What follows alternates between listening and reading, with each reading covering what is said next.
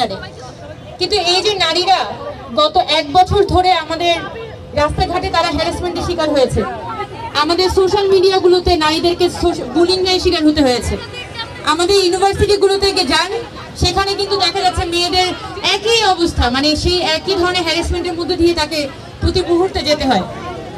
এবং যখনই আমরা কর্তৃপক্ষের কাছে যাই, যখনই সরকারের কাছে যাই, প্রশাসনের কাছে যাই, তখনই একই কথা থাকে যে আমাদের আসলে কিছু করার নেই, বা তুমি একটু সমঝে চলো।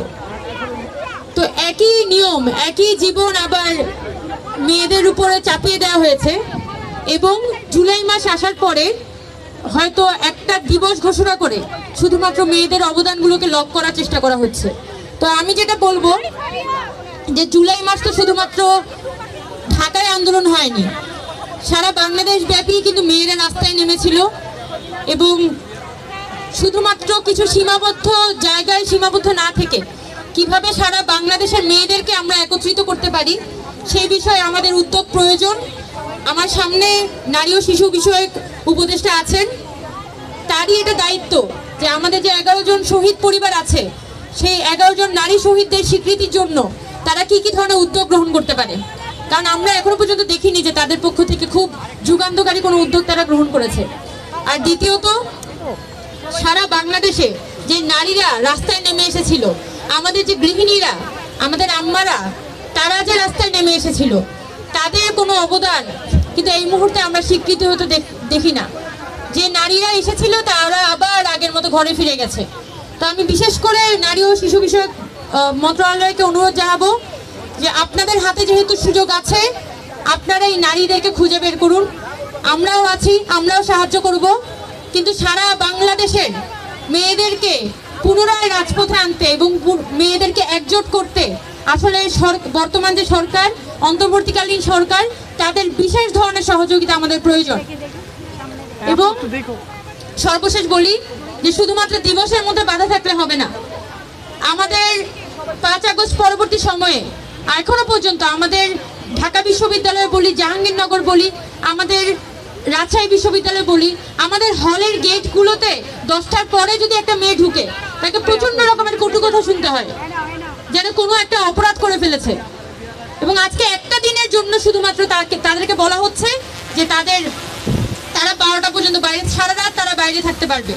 তো সারা বছর ইউনিভার্সিটি সেফ থাকে না, আর এই একদিনের জন্য শুধুমাত্র ইউনিভার্সিটি চারপাশ থেকে বন্ধ করে সেফ ঘোষণা করা হয়। এটা তো কোনো স্বাধীনতা না। একই সাথে আমাদের সোশ্যাল মিডিয়াতে আমাদের বিশ্ববিদ্যালয় কর্তৃপক্ষগুলোর দিকে বলবো, আমাদের বাংলাদেশ সরকারের কাছে বলবো, এই যে সোশ্যাল মিডিয়াতে, ফেসবুকে, টুইটারে নানানভাবে যে মেয়েদেরকে হ্যারাসমেন্ট করা হয়, নানান ধরনের আজে বাজে কথা শোনানো হয়, 5 আগস্টের পরে আমি বিশ্বাস রাখি যে এখানে একটা মেয়েও নাই যার সাথে কোনো ধরনের সোশ্যাল মিডিয়ায় বুলিং হয় নাই। আপনারা কি বলতে পারবেন আপনাদের সাথে সোশ্যাল মিডিয়ায় বুলিং হয় নাই? হয়েছে। কিন্তু আমরা দেখতে পাই কি, যতবারই আমরা বলি যে আমাদের সাথে সোশ্যাল মিডিয়াতে বুলিং হচ্ছে, হ্যারাসমেন্ট হচ্ছে, ততবার দেখা যায় আমাদের কর্তৃপক্ষরা চুপ মেরে থাকে। আমাদের বিশ্ববিদ্যালয়গুলোতে যদি কোনো ফিমেল আমাদের ইউনিভার্সিটিতে গিয়ে বলেন, ইউনিভার্সিটি কর্তৃপক্ষের কাছে বলেন যে অমুক গ্রুপে আমার নামে একটা বাজে কথা লেখা হয়েছে, অমুক ছেলে আমার নামে পোস্ট করেছে, আমাদের বিশ্ববিদ্যালয় কর্তৃপক্ষ কোনো দায় নেয় না, শুধু বলে দেয় যে আচ্ছা আমরা দেখব, তুমি লিখিতে দিও যে আমরা দেখব। কিন্তু কোনো ধরনের ব্যবস্থা আমরা গ্রহণ হতে দেখি না। তো সেই একই পরিস্থিতির মধ্যে আমরা পুনরায় এন্টার করছি। তাই আমি বিশেষভাবে বলবো যে আপনারা আজকে এই 14 জুলাইয়ের 1 বছর পূর্তিতে আপনারা প্রতিজ্ঞা করেন যে এই যে মেয়েরা এইভাবে করে অনবরত হ্যারাসমেন্টের শিকার হচ্ছে, যেভাবে করে নিপীড়নের শিকার হচ্ছে, এটার আপনারা বিচার করবেন, এটার আপনারা বিহিত করবেন। তাহলেই শুধুমাত্র 14 জুলাই সার্থক হবে।